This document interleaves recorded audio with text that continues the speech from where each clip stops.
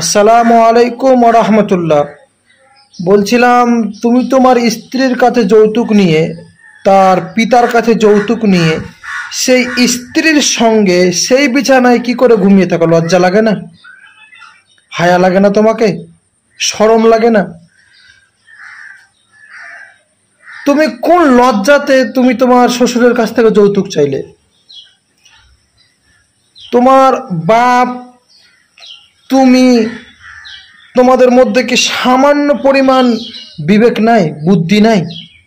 না না, তোমার মধ্যে যদি লজ্জা থাকতো, তোমার মধ্যে যদি হায়া থাকতো, তাহলে তোমাকে তো লজ্জা লাগতো। হায় হায়, তাকে তো বলেছিলাম যে যৌতুক না নিলে বিয়ে করবো না, এত টাকা না হলে বিয়ে করব না, পরিশেষে বিয়েটা দিল, তো এর সঙ্গে আমি কি করে ঘুমাবো?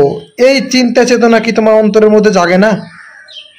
না না, তোমার শরীরে কি মানুষের চামড়া নাই? যা আছে কি গন্ডারের চামড়া আছে? ছি, ছি, ছি, ছি। আরে, যে মেয়েকে তুমি টাকা না নিলে বিয়ে করবে না, যৌতুক জোরপূর্বক তুমি চাইছো, যৌতুক নিয়ে বিয়ে করেছো, সেই মেয়ের কাছ থেকে বা সেই মেয়ের কাছে তুমি কি করে ঘুমাও? তোমার বাপ তোমাকে কি ষাঁড় তৈরি করেছিল? পাঁঠা তৈরি করেছিল? আরে ষাঁড় পাঁঠা যারা, তারা টাকা নেবে, তারা টাকা নাই সাধারণত। তো তোমার বাপ কি তোমাকে ষাঁড় তৈরি করেছিল?